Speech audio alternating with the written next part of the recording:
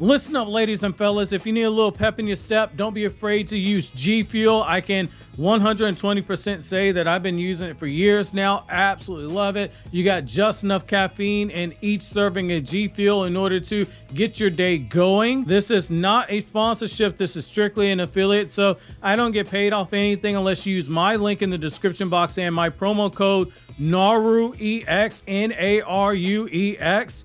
They've got all types of anime themed G Fuel merchandise and energy tubs, and each serving has around 140 to 150 grams of caffeine in each serving, just enough to get your day going with the extra pep in your step. Best of all with G Fuel is that there's no crash and there's absolutely zero sugar inside of it. And as someone that does try to avoid having too much caffeine and too much sugar, I absolutely love it. Use my promo code NARUEX in order to save a little extra when you purchase G Fuel. Pin, comment, and link in the description box. What if I told you that Naruto Uzumaki isn't safe, that even sealed away in Kawaki's Daikokuten dimension, he's still being hunted?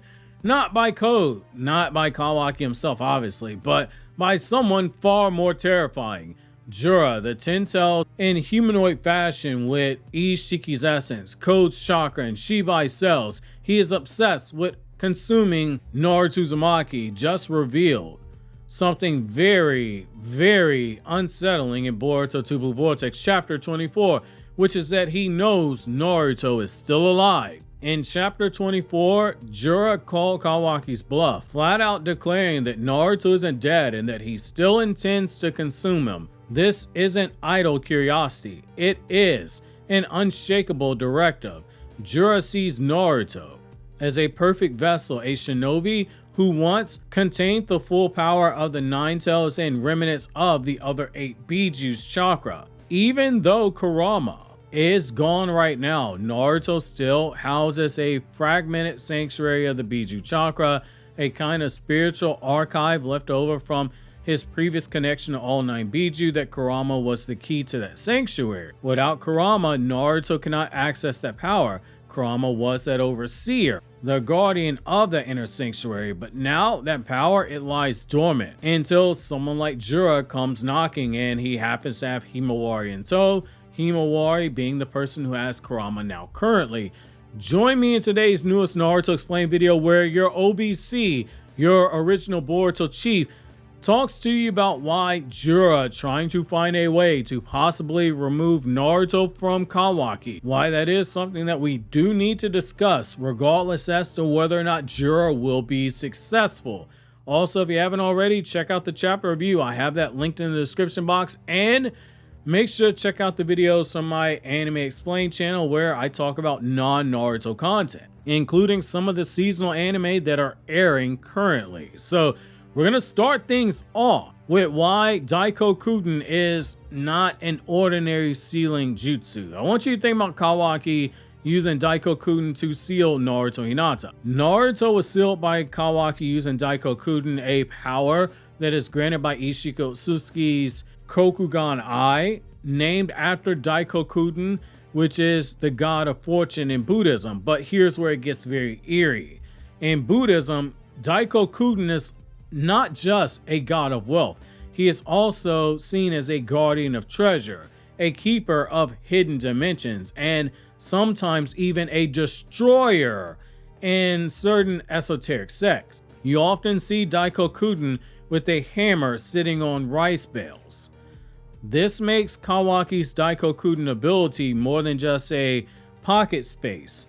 It is a mythological realm tied to divine secrecy, hidden fortune, and danger. And if Daikokuten's role is to protect hidden treasures, and Naruto in this example would be a hidden treasure since Naruto is suspended in a place where time does not flow, then Jura's goal is to rob the god, to force the unlocking of a divine vault.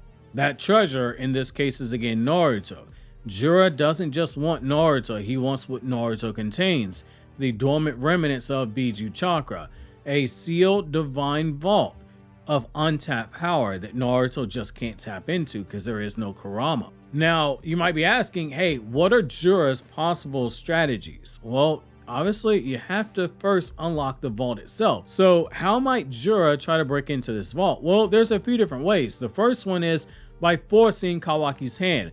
Jura has already exposed Kawaki's lie to his face. That gives him leverage. He may torment Kawaki. He may threaten to reveal it on a larger scale. He may just go through and do what Damon warned Kawaki. Go into the village and start asking questions, which in turn makes other people start asking questions. This is gonna lead to exposing secrets, and it might push him into a corner. In Buddhism, desire leads to suffering, and we are in this entire situation because of Kawaki's desire to be Naruto's true son. And as Momoshiki said, those who are immune to omnipotence suffer. This might be Kawaki suffering. If Kawaki's desire to protect Naruto leads to him to lie and have that lie being exposed, then Jura may use dukkha, which is the suffering born of attachment, to snap Kawaki in that mental sense. Kawaki's already vulnerable. Even though he has a village full of people that believe he is Minato's grandson, he's really still alone at the end of the day. He hears how they talk about Boruto, and he knows they're really talking about him. You might even argue he might even fear Jura more than anything else because of what Jura represents. That is why he wants to destroy him. He's more than just a threat to Naruto. He's a threat to Kawaki himself. So the idea of Jura applying pressure until Kawaki caves and applying it in multiple different ways, that is something that does make for an intriguing conversation. There's also the possibility of using Himawari as a key. Himawari was already on Jura's radar because Kurama's chakra is alive within her. The one being who can potentially access that inner Bijuu sanctuary that Naruto can no longer reach. He just has to be in close vicinity to Naruto, and you could argue that Kurama would be able to tap into that. He would be able to serve as a key. Think about Kurama as being the remote start on a car. He's outside of the range right now, so pressing the unlock button is not going to do anything. You have to get closer to the car. In Buddhist cosmology, certain deities, they hold keys to samsaric realms. Himawari unknowingly may be the key to reawakening the chakra that Naruto can't touch. Jura might not just threaten her. He might try to absorb her by consuming her. Use that connection to Kurama to reroute or forcibly extract the sealed Bijuu chakra from within Naruto if he can get Naruto unsealed. There's also the possibility of tearing that dimension itself apart. Jura is not cold, he is calculating.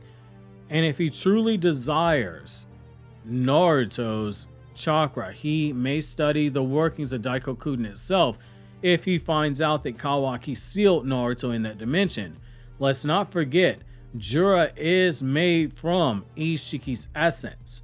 Kawaki is using Ishiki's power. Jura also has Shibai cells. In so many ways, Jura himself is a divine creature. In Buddhist schools, Daikokuten's dimension is tied to esoteric material, in particular esoteric mandalas, sacred geometries, and divine blueprints. Jura may look for a chakra frequency, the entry point if you will, or even an inverse that allows him to rip into that space. It's the same concept, and Ikimoto would know this because he is a huge Dragon Ball fanboy. It's the same concept that Super Buu used in order to leave the room of space and time, something that previously was seen as being impossible. Ikimoto has used a lot of references to Dragon Ball, so this is not something done by mistake. If Jura does gain that type of ability to sync to that chakra signature, that might allow him to open the vault from the outside, the same way that Super Buu was able to unlock the room of spirit and time from within the room of spirit and time even after the door was destroyed. Then when you get into the folklore, in particular the Ishin Boshi folklore, that's the true irony of Kawaki's situation. Kawaki, his powers, they come directly from Ishin Boshi, the story of the one-inch boy, a Japanese folklore where the hero Ishin Boshi fought against giants and monsters despite only being 1 inch in size.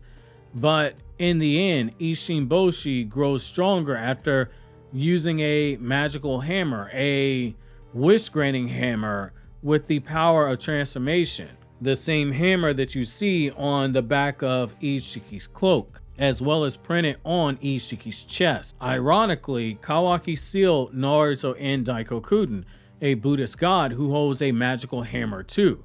This is not done by mistake. The same stories that empower Kawaki could be the same framework for stories that lead to his undoing, because Jura, like a twisted version of Ishinboshi's enemy, seeks to rob the hammer, sealed away treasure. Again, that treasure is Naruto, and become one true god of the new world, which Jura also wants to consume the chakra fruit. He's told us as much. That brings me to the spiritual stakes. This isn't a story just about strength anymore. It's a battle of protection and desecration between divine balance and gluttonous consumption. Jura isn't just after Naruto's body. He's after the legacy of the tailed beast, which is ironic because he himself is a tailed beast. The essence of that divine meal, that final meal that will elevate Jura and do the one thing that a Ten Tails itself has never done: evolve. Naruto may be sealed, but that doesn't mean that he's safe. And with every passing moment, Jura is getting closer and closer towards unlocking that vault that he sealed away in. A god may have sealed Naruto, that god obviously being Kawaki since he's no Susuke, but what happens when another wannabe god comes knocking? If you think Naruto's out of danger right now, think again. Jura's coming. The only thing standing between him right now, between Kawaki's fragile resolve and Himawari's power, those are going to be obstacles that Jura ends up overcoming, or tries to overcome. Obviously, if you enjoyed this video, make sure to subscribe. Check out more videos from Naruto Explained by clicking on the left, or check out other videos from my other two anime channels here on the right, where I talk about non-Naruto content.